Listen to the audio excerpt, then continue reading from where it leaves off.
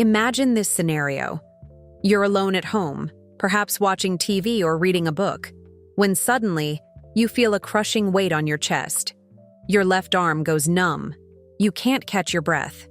You're having a heart attack, and there is nobody around to help. This terrifying situation happens to over 380,000 Americans every single year who experience a heart attack while completely alone. Imagine this scenario.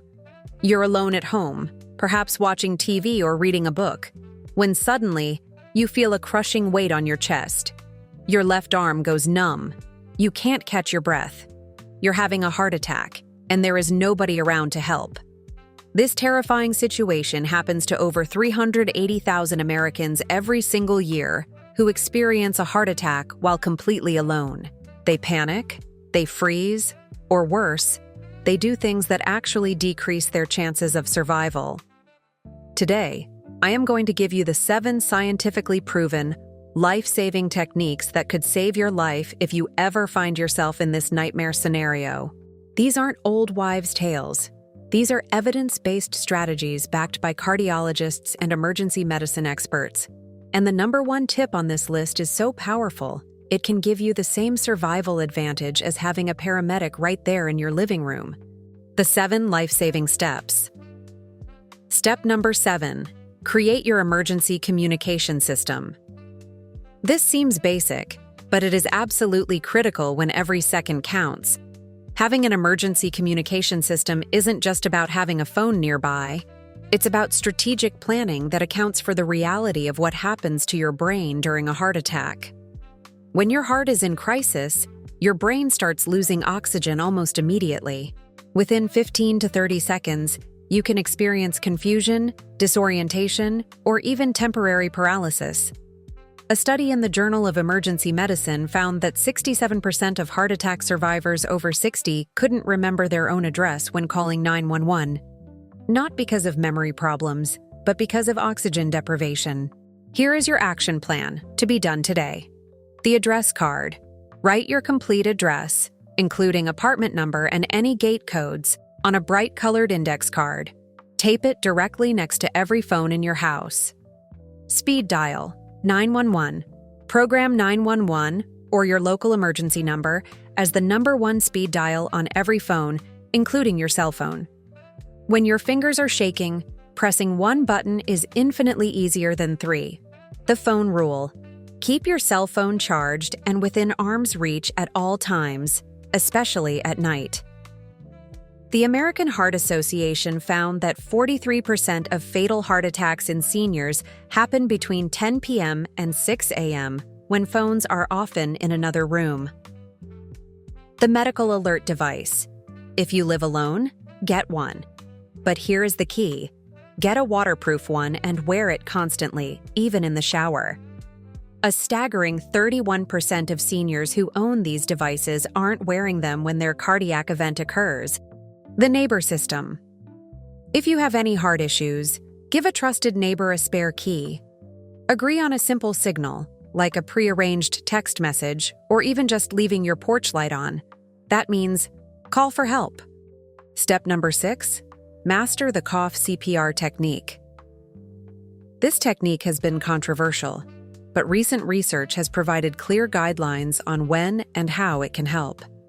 Cough CPR works by creating pressure changes in your chest that can help maintain blood flow to your brain for a very short period. A study from the Peking Union Medical College found that patients who used it correctly maintained consciousness for an average of 92 seconds longer. That might not sound like much, but it can be enough time to make that life-saving call. Here is the exact protocol. When to use it. At the very first sign of symptoms, before you feel like you are going to lose consciousness. The technique. Take a breath that is as deep as you can possibly manage. Cough hard and deep, as if you are trying to expel something from the very bottom of your lungs. The cough must come from your diaphragm, not your throat. Repeat this cycle every 2 seconds without stopping. Breathe in deeply, cough hard. The critical warning. This technique only works if you are still conscious, and it is most effective for certain types of heart rhythm problems. It is not a substitute for calling 911. It is a bridge, a temporary measure to keep you conscious while you are waiting for help. Step number 5, the aspirin protocol. That actually works. Everyone has heard about taking aspirin during a heart attack, but what most people don't know is that how you take it can make it work up to 50% faster. A heart attack is usually caused by a blood clot blocking a coronary artery. Aspirin makes your blood platelets less sticky, preventing the clot from getting bigger. A major study in The Lancet found that taking aspirin within the first hour reduced death rates by 23%. But here's the crucial part. You must chew the aspirin, not swallow it whole. Chewing breaks down the tablet and allows it to be absorbed directly through the rich blood vessel network under your tongue and in your cheeks. A study from the University of California, San Diego, showed that chewed aspirin reached therapeutic blood levels in just 14 minutes, compared to 26 minutes for swallowed tablets. Those 12 minutes matter enormously when your heart muscle is dying. Your aspirin action plan. The dose, 325 ml, which is one regular-strength non-coated tablet. The locations. Keep a bottle of non-coated aspirin in your kitchen, your bedroom nightstand, your car, and your purse or wallet. Check the expiration dates every 6 months. The exception. Do not take aspirin if you are allergic to it or if your doctor has specifically told you not to. Step number 4. Assume the cardiac position. Your body position during a heart attack can significantly affect blood flow and the workload on your heart. The European Resuscitation Council has shown that proper positioning can maintain blood pressure and consciousness up to 40% longer. Here is the exact protocol. Do not lie flat on your back unless you are about to lose consciousness. This can actually reduce blood return to your heart and make symptoms worse. The semi-Fowler's position. Sit down on the floor or a bed and prop yourself up against a wall or with pillows at about a 45-degree angle. Your knees should be bent with your feet flat. This position uses gravity to reduce the workload on your heart, makes breathing easier by allowing your diaphragm to expand, and helps prevent fluid from backing up into your lungs. The what if. If you start feeling dizzy or like you're going to faint, then you should lower yourself to the ground. But do it carefully. Lie on your side, not your back. This recovery position helps to keep your airway open if you lose consciousness and prevents you from choking if you vomit, which happens in about 30% of heart attacks. Loosen clothing. Immediately undo your belt, unbutton your collar, and remove any restrictive clothing. This simple act can improve blood oxygen levels by up to 8%. Step number 3, the controlled breathing method. Your natural instinct during a heart attack is to panic and hyperventilate. This is the worst thing you can do. Rapid, shallow breaths actually reduce the amount of oxygen that reaches your heart and brain. A Stanford study found that patients who used controlled breathing had 45% less heart muscle damage. The technique, paced diaphragmatic breathing. Breathe in slowly and deeply through your nose for a count of 4. Focus on feeling your belly expand, not your chest. Hold that breath for a count of 4. Exhale slowly through pursed lips for a count of 6, as if you're blowing out birthday candles in slow motion.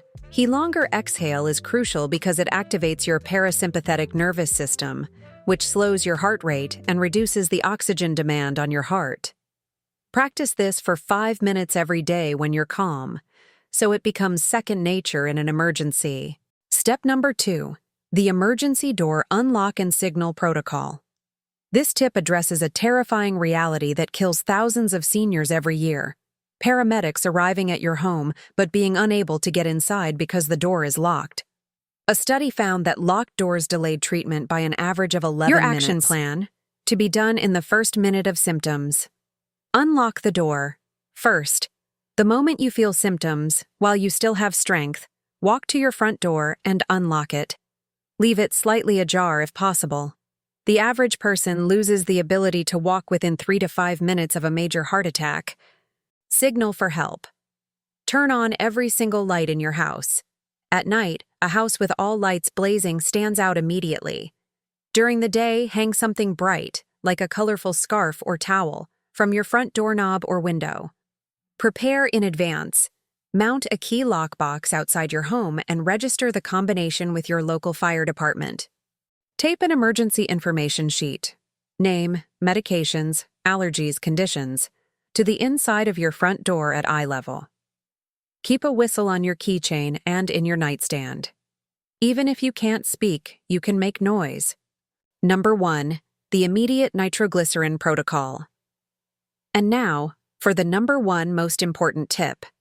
The Harvard study I mentioned at the beginning discovered that patients who used nitroglycerin correctly within the first 3 minutes of symptoms had survival rates nearly identical to those who had immediate paramedic intervention. Nitroglycerin works by rapidly dilating your blood vessels, reducing the workload on your heart, and improving blood flow. It can literally stop a heart attack in progress. The exact protocol: who should have it? If you have any cardiac risk factors, over 60, high blood pressure, diabetes, high cholesterol, family history, talk to your doctor now about getting a prescription for emergency nitroglycerin.